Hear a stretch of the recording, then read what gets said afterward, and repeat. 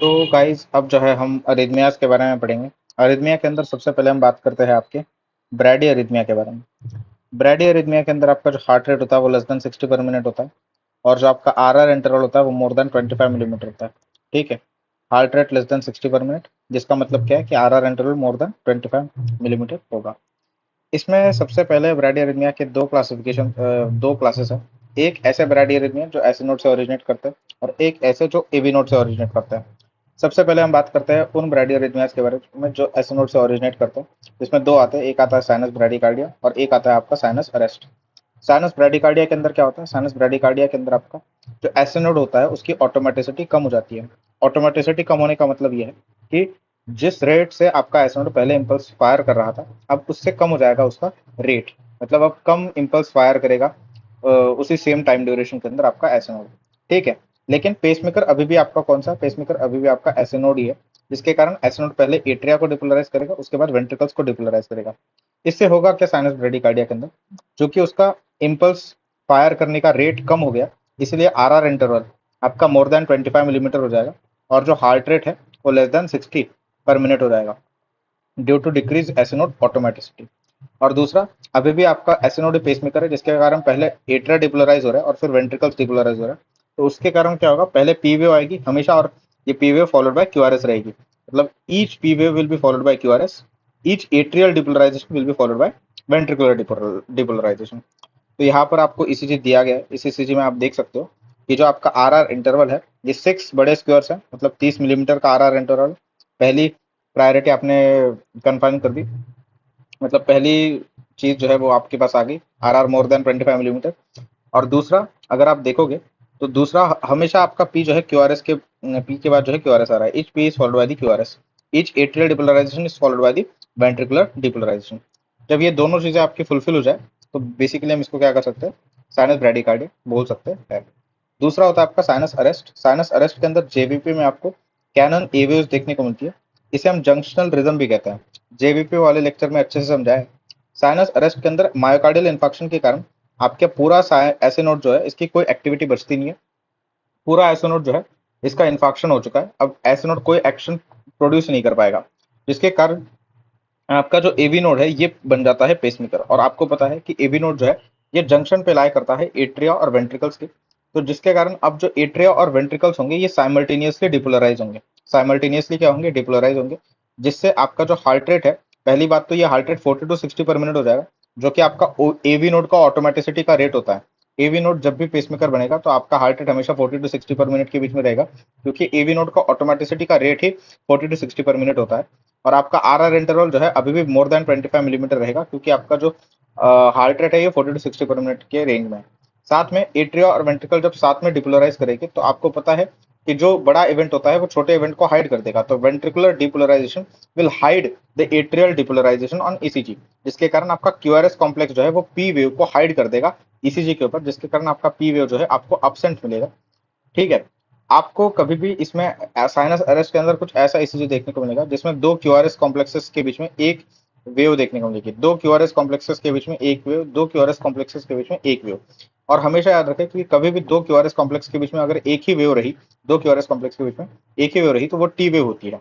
ठीक है, फिर हम बात करते हैं आपके दो तीन ब्रेडियरिथमियास के बारे में जो एवी नोड ओरिजिन से आते हैं। इसमें पहला आता है आपका primary AV block. Primary AV block के अंदर कुछ नहीं होता, आपका जो कंडक्शन होता है एवी नोड के थ्रू ये स्लो हो जाता है। स्लो एवी नोड का कंडक्शन होता है, लेकिन सारी की सारी एट्रियल इंपल्सेस वेंट्रिकल्स तक कंडक्ट हो जाती है प्राइमरी एवी ब्लॉक के अंदर। बस कंडक्शन एवी नोड के थ्रू स्लो है, बट सारी की सारी जो एट्रियल इंपल्सेस है ये वेंट्रिकल्स के अंदर कंडक्ट हो रही है। कॉजेस क्या होते हैं इसके? अलग अलग कॉजेस होते हैं, जैसे कि पहला होता है ड्रग्स, जैसे कि बीटा ब्लॉकर्स और आपके डिजॉक्सिन। ऐसे ड्रग्स होते हैं कि जो कि एवी ब्लॉक करवाते हैं। हाइपरकैलेमिया और हाइपोकैलेमिया दोनों भी आपके बेसिकली प्राइमरी एवी ब्लॉक करवाते हैं। साथ में अगर आप इसमें आपको ट्रीट कैसे करना है, आप जो है कॉज को ट्रीट कर दीजिए। पेसमेकर की कोई जरूरत नहीं होती प्राइमरी एवी ब्लॉक के अंदर। अब आपको ईसीजी के अंदर क्या मैनिफेस्टेशन दिखेगा? स्लो एवी नोड कंडक्शन के कारण जो आपका पीआर इंटरवल रहेगा वो प्रोलॉन्ग हो जाएगा। नॉर्मल पीआर इंटरवल जो होता है वो 3 से 5 मिलीमीटर तक का होता है। पीआर इंटरवल जब प्रोलॉन्ग हो जाएगा तो ये बेसिकली मोर देन 5 मिलीमीटर रहेगा, और सारे एट्रियल इंपल्सेस आपके वेंट्रिकल्स में कंडक्ट करेगी। इसका मतलब क्या है कि हर पी वेव जो होगी वो आपकी क्यूआरएस के थ्रू फॉलो होगी। Means each P wave will be followed by QRS इसका यही मतलब ये किसका मैनिफेस्टेशन है? ये सारी एट्रियल इम्पल्सेस आपकी कंडक्ट कर रही है वेंट्रिकल्स में। ठीक है, तो इसको आप देख सकते हो कि पी आर इंटरवल पी के स्टार्टिंग से और क्यू आर एस कॉम्प्लेक्स के स्टार्टिंग तक होता है। ये तो मोर देन 5 मिलीमीटर तो ये है, मतलब पी आर इंटरवल प्रोलॉन्ग है। और हमेशा आपकी पी जो है वो क्यू आर एस, पी के बाद जो है क्यू आर एस आ रहा है, ईच पी की wave is followed by the Q R S. तो ये दोनों चीजें जैसे ही आपकी फुलफिल हो जाएगी तो ये क्या हो जाएगा, आपका प्राइमरी ए बी ब्लॉक हो जाएगा। फिर हम बात करते हैं आपके सेकेंडरी एवी ब्लॉक के बारे में। देखो सेकेंडरी एवी ब्लॉक के अंदर क्या होता है ना, सेकेंडरी एवी ब्लॉक के अंदर there is intermittent failure of the conduction from atria to ventricles. मतलब अचानक से कुछ एक टाइम आ गया जिसमें आपकी एक इंपल्स जो है एट्रिया से वेंट्रिकल्स के बीच में कंडक्ट ही नहीं होगी। There will be intermittent failure of conduction from atria to the ventricles. मतलब क्या है कि सारी की सारी पी वेव जो है वो क्यूआरएस के थ्रू फॉलो नहीं होगी। Each P wave will not be followed by QRS complex. कुछ पी वेव आपकी क्यूआरएस के थ्रू फॉलो होगी, लेकिन कुछ पी के बाद आपका क्यूआरएस जो है आएगा नहीं। जरूरी नहीं है कि हमेशा पी के बाद क्यूआरएस आए, लेकिन आपको इसमें समझना है कि जब जब वेंट्रिकुलर डिपोलराइजेशन होगा ना, तो एट्रियल इंपल्स तो आ ही रही है, जिसके कारण आपका वेंट्रिकुलर डिपोलराइजेशन हो रहा है। मतलब वेंट्रिकुलर डिपोलराइजेशन जो है ये डिपेंडेंट है आपके कंडक्टेड एट्रियल एट्रियल इंपल्स पे। मतलब अगर वेंट्रिकुलर डिपोलराइजेशन हो रहा है, उसके पहले एट्रियल डिपोलराइजेशन हुआ होगा, इसीलिए जाके आपके वेंट्रिकल्स तक जो है इंपल्स पहुंच रही है सेकेंडरी ईवी ब्लॉक के अंदर। इसका मतलब क्या है कि हमेशा आपकी क्यूआरएस कॉम्प्लेक्स जो होगा it will be preceded by P. हमेशा क्यूआरएस कॉम्प्लेक्स अगर प्रेजेंट है तो उसके पहले पी रहेगा ही। हमारे क्यूआरएस कॉम्प्लेक्स के पहले पी जो है वो प्रेजेंट रहेगा। हमेशा क्यूआरएस कॉम्प्लेक्स के पहले जो है पी प्रेजेंट रहेगा। लेकिन ऐसा जरूरी नहीं है कि हमेशा पी के बाद जो है क्यूआरएस रहेगा। यहाँ पर देखो पी के बाद क्यूआरएस नहीं है। तो ये दो चीजें आपको याद रखनी है कि each P is not followed by QRS, but each QRS will be preceded by P in the secondary AV block. अब सेकेंडरी ईवी ब्लॉक के दो टाइप्स होते हैं, Mobitz type 1 and Mobitz type 2। Mobitz type 1 के अंदर आपका जो PR interval होता है वो वेरिएबल होता है, और मोबिट्स टाइप 2 के अंदर आपका जो पीआर इंटरवल होता है वो फिक्स्ड होता है। जैसे आप यहाँ पर देख सकते हो पीआर इंटरवल जो है वो वेरिएबल है। पहले 7 mm था आपका पीआर इंटरवल, फिर 10 mm हो गया, तो ये आपका मोबिट्स टाइप 1 हो जाएगा। यहाँ पर अगर आप देखोगे पीआर इंटरवल आपका फिक्स्ड है, पहले भी इतना ही था, इतना, अब बाद में भी इतना ही है। ठीक है, अब सेकेंडरी एवी ब्लॉक को मोबिस टाइप 1 को थोड़ा अच्छे से डिटेल में समझते हैं। उसको डिटेल में समझने से पहले एवी नोड की ये फिजियोलॉजी थोड़ी समझो। कभी भी इंपल्स जो है आपके एवी नोड के थ्रू कंडक्ट होती है बहुत स्लोली, तो फिर ये एवी नोड को रिफ्रैक्टरी बना देती है नेक्स्ट इंपल्स के लिए। क्या बताया मैंने? If impulse conducts in AV node very slowly, then it makes AV node refractory for the next impulse. ठीक है, यही आपको याद रखना है कि कभी भी आपका एवी नोड के थ्रू अगर स्लोली कोई इंपल्स जा रहा है तो वो एवी नोड को रिफ्रैक्टरी बना देता है नेक्स्ट इंपल्स के लिए। जैसे कि मान लीजिए आपका ये ऐसा नोड है पेसमेकर, इसने कोई इंपल्स को प्रोड्यूस किया, डिपोलराइजेशन वेव को प्रोड्यूस किया, इंपल्स को प्रोड्यूस किया। जब ये इंपल्स मूव करके आपके एवी नोड के थ्रू, तो चूंकि सेकेंडरी एवी ब्लॉक है तो ये एवी नोड के थ्रू बहुत स्लोली कंडक्ट होगी। हाँ जी, बहुत स्लोली कंडक्ट होगी, जिसके कारण क्या होगा, आपका एवी नोड जो है ये रिफ्रैक्टरी स्टेट में आ जाएगा, जिसके कारण जो सेकंड इंपल्स आपके एवी नोड के अंदर आ रही है वो और स्लोली मूव करेगी, और स्लोली मूव करेगी। इसलिए ज्यादा स्लोली मूव करने को मैं दिखा रहा हूँ, ज्यादा स्लो डॉट्स दिखा के, ज्यादा डॉट्स दिखा दे। अब इससे क्या होगा ना, ज्यादा स्लो मूव की इन दी एवी नोड, तो जो तीसरी इंपल्स आएगी उसके लिए तो इतना एवी नोड रिफ्रैक्टरी हो जाएगा कि तीसरी इंपल्स जो है ये कंडक्ट ही नहीं हो पाएगी आपके एवी नोड के थ्रू। ये आगे वेंट्रिकुलर डिपोलराइजेशन कॉज ही नहीं कर पाएगी, क्योंकि एट्रिया के आगे ये इंपल्स जा ही नहीं पाएगी एवी नोड के आगे। ठीक है, और फिर से जब आपका रिफ्रैक्टरी स्टेट बाहर मतलब वापस चला जाएगा, तो फोर्थ इंपल्स आएगी, ये भी नॉर्मली आपका स्लोली जैसे पहली इंपल्स गई थी वैसे ट्रैवल करेगी, क्रिएटिंग रिफ्रैक्टरी एवी नोड, जिसके कारण आपकी अगेन पांचवी इंपल्स आएगी जो बहुत स्लोली मूव करेगी इस एवी नोड के थ्रू। और फिर छठी इंपल्स के लिए आपका जो एवी नोड है वो कंडक्ट ही नहीं करेगा, क्योंकि इतने रिफ्रैक्टरी में एवी नोड जो है चला जा चुका रहेगा। ये मूविज टाइप 1 के अंदर ऐसा होता है कि आपको जो है प्रोग्रेसिव प्रोलॉन्गेशन देखने को मिलता है पीआर इंटरवल का। मतलब प्रोग्रेसिवली आप जो है एक इंपल्स के बाद दूसरे इंपल्स को जाने में जितना टाइम लग रहा है वो बढ़ते ही जा रहा है, जिसके कारण progressive prolongation of PR interval आपको देखने को मिलता है till one atrial impulse fails to conduct to the ventricles. ये आपको इस फेनोमेना को हम क्या कहते हैं, वेंक वेंकेबेक्स फेनोमेना ऐसा कहता है, जो कि आपको किसमें देखने को मिलता है, मोबिट्स टाइप 1 के अंदर। तो मोबिट्स टाइप 1 ये सेकेंडरी ब्लॉक के अंदर आपको क्या देखने को मिलेगा, तो इनिशियली पीआर इंटरवल जितना होगा ना, उसकी अगली टाइम के अंदर आपका पीआर इंटरवल जो है बढ़ जाएगा, और तब तक बढ़ते रहेगा जब तक एक आपका जो इंपल्स है ये कंडक्ट ही नहीं होगा एट्रिया से वेंट्रिकल्स के बीच में। ठीक है, ये मोबिट्स टाइप 1 होता है। दोनों के बीच में डिफरेंसेस आपको पता होनी चाहिए, मोबिट्स टाइप 1 और मोबिट्स टाइप 2। इन दोनों के कॉजेस, मोबिस टाइप 1 का कॉज होता है डिजॉक्सिन, मोबिस टाइप 2 का कॉज होता है ischaemia of AV node. Mobitz type 1 के अंदर पीआर इंटरवल वेरिएबल होता है, मोबिस टाइप 2 के अंदर पीआर इंटरवल फिक्स्ड होता है। मोबिस टाइप 1 के अंदर आपका पेशेंट होता है हिमोडायनेमिकली स्टेबल होता है, और मोबिस टाइप 2 के अंदर आपका पेशेंट होता है वो अनस्टेबल होता है। मोबिस टाइप 1 के अंदर जो आपका ट्रीटमेंट है, इसके अंदर आपको पेसमेकर की जरूरत नहीं है, सिर्फ डिजॉक्सिन स्टॉप करना है। और मोबिस टाइप 2 के अंदर आपको पेसमेकर की जरूरत पड़ेगी। देखो एक फंडा बताता हूँ, कभी भी अगर पेशेंट हिमोडायनेमिकली स्टेबल है तो कभी भी पेसमेकर की आपको जरूरत नहीं पड़ेगी, सिर्फ कॉज को ट्रीट कर दो। लेकिन अगर पेशेंट हिमोडायनेमिकली अनस्टेबल है तो हमेशा आपको पेसमेकर की जो है जरूरत पड़ने वाली है। फिर हम बात करते हैं सेकेंडरी एवी ब्लॉक तो हमने पढ़ लिया, अब हम बात करते हैं टर्सरी एवी ब्लॉक के बारे में। तो टर्सरी एवी ब्लॉक के अंदर क्या होता है, there is complete failure of conduction from atria to the ventricles. देखो प्राइमरी एवी ब्लॉक के अंदर आपका बस जो कंडक्शन था वो स्लो हो रहा था एवी नोड के थ्रू, लेकिन सारी की सारी इंपल्सेस एट्रिया से वेंट्रिकल्स के बीच में कंडक्ट हो रही थी। सेकेंडरी एवी ब्लॉक के अंदर क्या हो रहा था, there was intermittent failure of impulses conduction from atria to ventricles. कुछ कुछ इंपल्सेस ही कंडक्ट नहीं हो रही थी।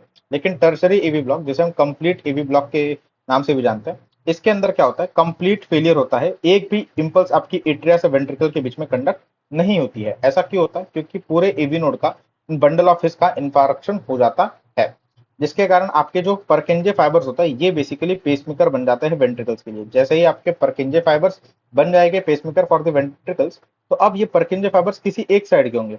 परकिंजे फाइबर्स आपके राइट वेंट्रिकल में भी होते हैं, लेफ्ट वेंट्रिकल में भी होते हैं। अगर राइट वेंट्रिकल की परकिंजे फाइबर्स आपके पेसमेकर बन गए तो वो राइट साइड के वेंट्रिकल को पहले डिपोलराइज करेंगे, और अगर लेफ्ट साइड के परकिंजे फाइबर्स पेसमेकर बन गए तो वो लेफ्ट साइड के वेंट्रिकल को डिपोलराइज पहले करेंगे।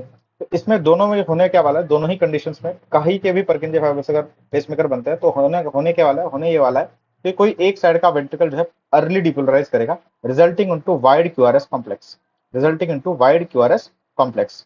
और तीसरा इंडिपेंडेंट ऑफ एट्रिया। अब एट्रिया को तो ऐसे नोड ही आपका जो है इंपल्स प्रोड्यूस कर रहा है, क्योंकि ऐसे नोड तो अभी इसमें नॉर्मल है। बस एवी नोड जो है वो खराब हो चुका है, बंडल ऑफ हिस जो है वो खराब हो चुका है, जिसके कारण टर्सरी एवी ब्लॉक आया हुआ है। तो अब एट्रिया को तो ऐसे नोड पंप कर रहा है, और वेंट्रिकल्स के लिए क्या बचा हुआ है, वेंट्रिकल्स के लिए आपके पास परकिंजे फाइबर्स है। दोनों के बीच में कोई सिंक्रनी नहीं है, एट्रिया अलग से पंप करे जा रहे हैं और वेंट्रिकल्स के बीच में अलग ही डिपोलराइजेशन हो रहा है। एट्रिया अलग से डिपोलराइज हो रहा है, वेंट्रिकल्स अलग से डिपोलराइज हो रहा है, इंडिपेंडेंट ऑफ एट्रिया। तो कोई रिलेशनशिप नहीं बचता है पी वेव और क्यूआरएस कॉम्प्लेक्स के बीच में। देखो कोई रिलेशनशिप बचता नहीं पी वेव और क्यूआरएस कॉम्प्लेक्स के बीच में, ये आप ईसीजी पर आइडेंटिफाई करना आपके लिए बहुत हार्ड होगा। तो हमेशा अगर आपको ब्रैडियरिथमिया का केस है और क्यूआरएस वाइड है तो आप उसे टर्सरी एवी ब्लॉक मार्क कर दीजिए। क्या बताया मैंने, अगर क्यूआरएस वाइड है और वो ब्रैडियरिथमिया का केस है तो आप जो है टर्सरी एवी ब्लॉक जो है मार्क कर दीजिएगा। ठीक है, हाँ जी ठीक है। इसमें एक और चीज याद रखिए कि जो पीआर इंटरवल होता है और आरआर इंटरवल होता है, ये दोनों कांस्टेंट होते हैं टर्सरी एवी ब्लॉक के अंदर, पीआर इंटरवल भी और आरआर इंटरवल भी। ओके ठीक है। फिर एक जो लास्ट आपकी पॉसिबिलिटी बचती है, जो कि बहुत रेयर है कि आपको इस पे सवाल आएगा, लेकिन फिर भी बता देते हैं कि मान लीजिए कि परकिंजे फाइबर पेसमेकर नहीं बनते वेंट्रिकल्स के लिए, और आपके जो पेसमेकर है वो बंडल ऑफ हिस बनता है। अगर बंडल ऑफ हिस बनता है आपका पेसमेकर फॉर द वेंट्रिकल्स, तो इसमें जो क्यूआरएस की विड्थ होगी वो नॉर्मल रहेगी, और normal width QRS along with no relationship between P and QRS, ये बहुत हार्ड होता है आइडेंटिफाई करना ईसीजी के ऊपर। तो बहुत कम चांसेस है कि इस पे आपको सवाल पूछ जाए, लेकिन बताना था, इन्फॉर्मेशन थी इसलिए मैंने बता दिया। तो अब आपको जो है मैं तरीका बताता हूँ कि कभी भी किसी भी ब्रैडियरिथमिया के केस को अगर आपको देखना है, उसमें पहचानना ईसीजी के अंदर क्या है, तो आप कैसे डायग्नोस करोगे वो देखना है ईसीजी के ऊपर। सबसे पहले आप देखिए क्यूआरएस कॉम्प्लेक्स को। क्यूआरएस कॉम्प्लेक्स एक तो नॉर्मल हो सकता है, एक तो वाइड हो सकता है। वाइड अगर क्यूआरएस कॉम्प्लेक्स है और वो ब्रैडियरिथमिया है तो आपको कुछ नहीं सोचना, वो टर्सरी एवी ब्लॉक है, that is complete AV block. यही यहाँ पर ही खत्म हो जाती है स्टोरी। अगर वाइड क्यूआरएस है और ब्रैडियरिथमिया है तो टर्सरी एवी ब्लॉक है, आगे सोचना ही नहीं है। लेकिन अगर क्यूआरएस आपका कॉम्प्लेक्स जो है वो नॉर्मल है तो फिर आप देखिए पी वेव। अगर पी वेव अब्सेंट है तो फिर आपका फिर से जो है कहानी खत्म हो जाती है। पी वेव अब्सेंट एक ही केस में होती है, साइनस अरेस्ट में, जिसमें कैनन ए वेव देखने को मिलती है जेवीपी के ऊपर, जिसे हम जंक्शनल रिदम भी कहते हैं। अगर पी वेव अब्सेंट है और क्यूआरएस नॉर्मल है तो वही पे आपका डायग्नोसिस आ जाता है sinus arrest, that is junctional rhythm. लेकिन आपका क्यूआरएस नॉर्मल है, पी वेव भी प्रेजेंट है, तो फिर आप देखिए कि क्या each P wave is followed by QRS. अगर सारी पी आपकी क्यूआरएस के थ्रू फॉलो नहीं हो रही तो फिर आपका ये इसका आंसर अगर ना आता है तो फिर आपका आंसर क्या हो जाएगा, secondary AV block. If each P is not followed by QRS तो फिर आपका आंसर क्या हो जाएगा, secondary AV block. Secondary AV block में आपको अगर इसको क्लासिफाई करना है मोबिज टाइप 1 मोबिज टाइप 2 के अंदर, तो मोबिज टाइप 1 के अंदर आपका पीआर इंटरवल वेरिएबल होता है और आप मोबिज टाइप 2 के अंदर आपका जो पीआर इंटरवल होता है वो फिक्स्ड होता है। लेकिन अगर लास्ट में मान लीजिए कि if etch P is also followed by QRS, तो फिर दो पॉसिबिलिटीज है, एक साइनस ब्राडिकार्डिया की और दूसरा है प्राइमरी एवी ब्लॉक की। दोनों के अंदर डिफरेंस क्या है साइनस ब्राडिकार्डिया और प्राइमरी एवी ब्लॉक के अंदर? साइनस ब्राडिकार्डिया के अंदर जो पीआर इंटरवल होगा वो नॉर्मल होगा, तो वही इंक्रीज पीआर इंटरवल आपको देखने को मिलेगा प्राइमरी एवी ब्लॉक के अंदर। ठीक है, यही आपका बेसिकली लीड 2 के अंदर आप चेक करोगे ब्राडिकार्डिया के किसी भी केस को। इसी तरीके से आपको याद रखना है, नॉर्मल वैल्यू है ये पीआर इंटरवल की 3 से 5 mm या फिर 0.12 टू 0.20 सेकंड्स, और क्यूआरएस कॉम्प्लेक्स जो होता है वो 2 से 3 मिलीमीटर का होता है। अब इसके बेसिस पर जो है आपके कुछ सवाल सॉल्व करता है। अगर ऐसा आपको सवाल दिया गया, आप जो है इसमें डायग्नोसिस हमें बताइए, तो इस डायग्नोसिस में आपने क्या देखना है, सबसे पहले आप क्यूआरएस कॉम्प्लेक्स को देखोगे, तो क्या क्यूआरएस कॉम्प्लेक्स नॉर्मल है? हाँ जी, क्यूआरएस कॉम्प्लेक्स आपका नॉर्मल है, तो क्यूआरएस आपने पहले बोल दिया नॉर्मल। फिर आप ये देखिए कि क्या पी वेव प्रेजेंट है, तो यहाँ पी वेव यहाँ पर दिख रही है, यहाँ पर दिख रही है। क्या हर पी आपका क्यूआरएस फॉलो कर रहा है? हाँ जी, हर पी जो है आपका क्यूआरएस फॉलो भी कर रहा है। ओके, तो आपका ये बेसिकली दो डायग्नोसिस हो सकते हैं, इसका साइनस ब्रैडिकार्डिया हो सकता है या फिर आपका एवी प्राइमरी एवी ब्लॉक हो सकता है। इन दोनों में से आपका कुछ एक होगा। अब आपको चेक करना है कि क्या पीआर इंटरवल आपका नॉर्मल है, तो पीआर इंटरवल यहाँ पर अगर देखोगे तो ये 4 mm आ रहा है, पीआर इंटरवल आपका नॉर्मल है, मतलब ये केस हो गया आपके साइनस ब्रैडिकार्डिया का। सिमिलरली अगला केस लेते हैं। इस केस में आप क्या देख सकते हो कि दो क्यूआरएस कॉम्प्लेक्स के बीच में एक ही वेव देखने को मिल रही है, और दो क्यूआरएस कॉम्प्लेक्स के बीच में अगर एक ही वेव दिखती है तो वो टी वेव होती है। मतलब पी वेव आपकी क्या है, पी वेव आपकी एब्सेंट है। पी वेव एब्सेंट एक ही ब्रैडियरिथमिया के अंदर होती है, that is your sinus arrest, that is your sinus arrest. Sinus arrest मतलब जंक्शनल रिदम, मतलब जेवीपी के अंदर कैनन ए वेव्स।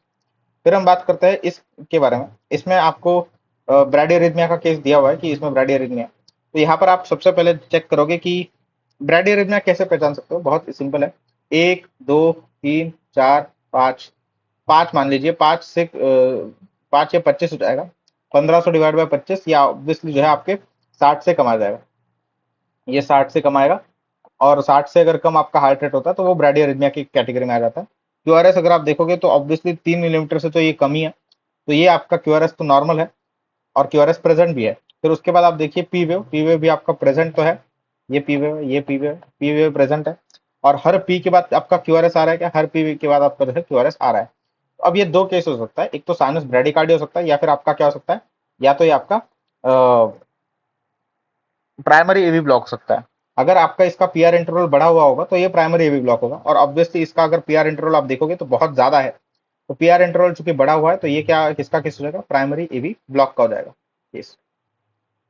ठीक है, देखिए जो मैंने आपको यहाँ पर टेबल है ना, इसी को फॉलो करना है। इसमें भी आपने क्या किया, पहले क्यूआरएस को चेक किया, क्यूआरएस क्या है, क्यूआरएस नॉर्मल है भाई, वाइड नहीं है। फिर आपने पी वेव को चेक किया, पी वेव एब्सेंट था, पी वेव है क्या, नहीं पी वेव नहीं है, मतलब एब्सेंट, साइनस अरेस्ट किया, आपका आंसर हो गया। इसमें भी हमने वही किया, पहले क्यूआरएस देखा, क्यूआरएस आपका 2 से 3 मिलीमीटर होता है नॉर्मली, ऑब्वियसली 2 से 3 मिलीमीटर से कम है तो नॉर्मल है। पी वेव प्रेजेंट है क्या? हाँ जी, पी वेव प्रेजेंट है, ये पी है, ये पी है, ये भी पी है। ठीक है, तो पी वेव प्रेजेंट है, और क्या each P is followed by QRS, तो हाँ पी के बाद क्यूआरएस आ रहा है, पी के बाद क्यूआरएस आ रहा है, पी के बाद क्यूआरएस आ रहा है, यस। तो दो ऑप्शंस थे आपका, साइनस ब्रैडिकार्डिया और primary AV block. Primary AV block क्यों हमने आंसर बोला, क्योंकि आपका पीआर इंटरवल ऑब्वियसली इंक्रीज है। साइनस ब्रैडिकार्डिया के अंदर आपका जो पीआर इंटरवल होता है वो नॉर्मली होता है।